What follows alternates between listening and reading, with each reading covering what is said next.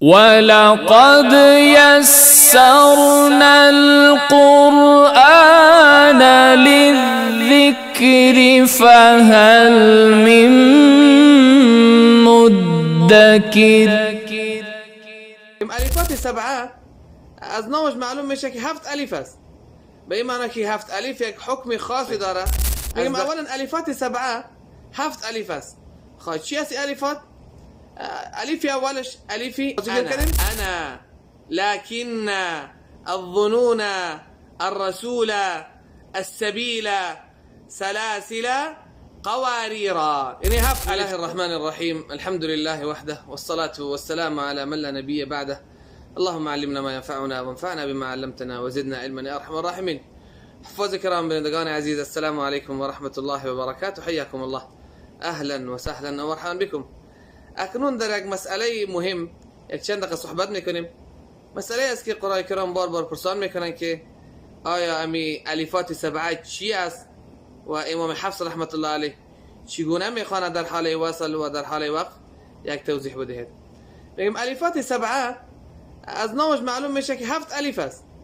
به این معنی که 7 الف یک حکم خاصی داره از بقیه الفات در قرآن کریم.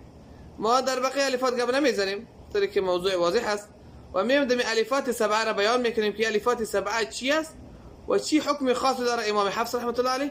داخل تنها امام شعبه را یک اشاره میکنیم در مذهب امام شعبه رحمت الله علیه. میگم اولا الفات سبعه 7 الف است. خب چی است الفات؟ الف اولش الفی انا در هر جا که در قرآن کریم بسیار زیاد تکرار شده در قرآن کریم این انا الا نذیر.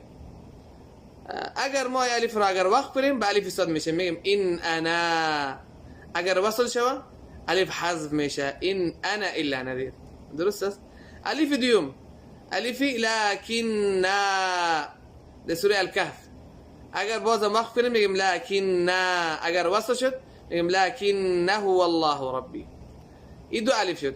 3 الف دیگرش در سوره الاحزاب میگه الظنون الرسول السبيل. این 3 الف همچنان اگر وقف کنیم الف را باقی میمانیم اثبات میکنیم، اگر وصل شوی الف حذف میشه.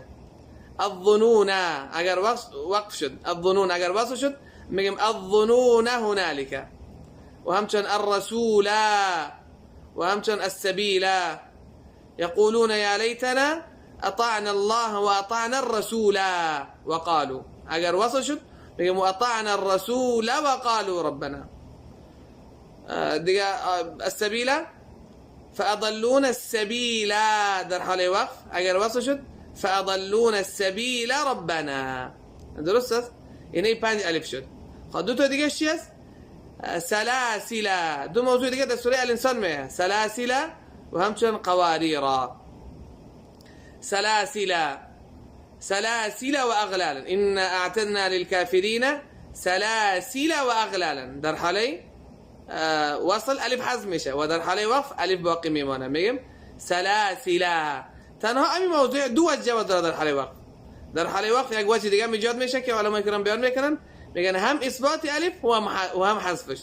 سلاسل و سلاسل در حاله وقف 2 وجه داره و در حاله وصل الفش حذف میشه. سلاسل و اغلالا اگر وقف کنیم میگیم سلاسل و همچنان سلاسل. موضوع هفتم اخیرش قواریرا. قواریرا 2 موضوع داریم. ويطاف عليهم بآنية من فضة وأكواب كانت قوارير من فضة. البته موضوع اولش که قواریرا ایرا امام حفص رحمت الله اگر استاد شوه میخوانه قواریرا، اگر وصل کنه كانت قوارير من فضة.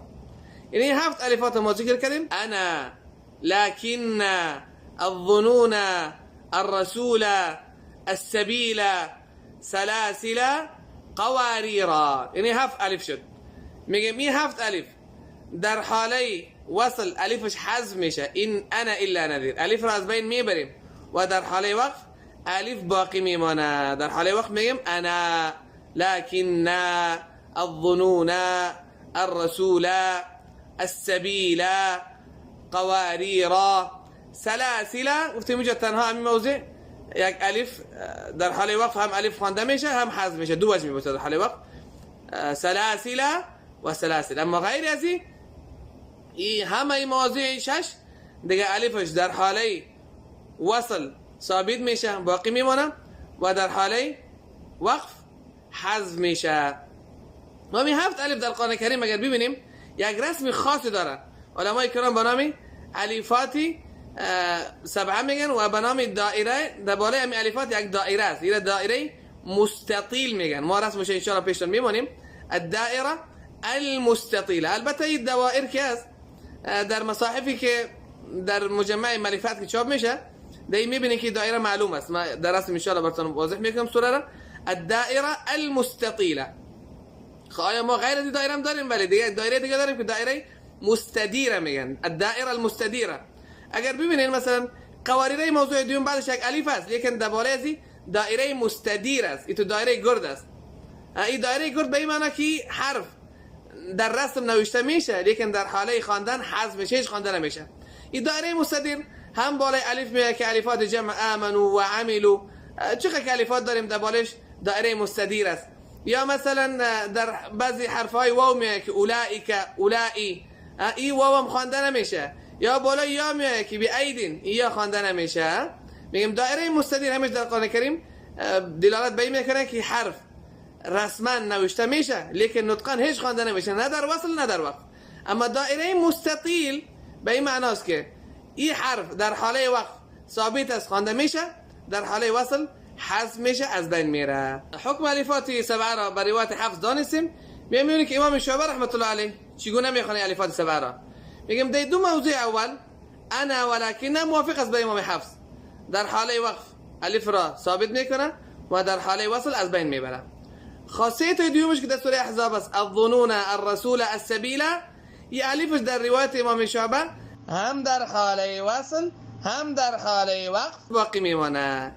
اثبات الالف وصلا و وقفا. چه قسم میخوانه؟ میگه الظنون در وقف اگر وصل کنه میگه الظنون هنالک، الظنون هنالک. در وقف الظنون هنالک الف میخوانه.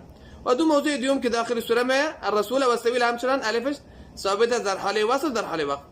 دو موضوع دیوم که در سوره الانسان سلاسل و قواریره. قواریره اول و دیوم این سه کلمات را امام شعبه به تنوین میخوانه. ارسی زیرا سلاسل قواریره قواریره.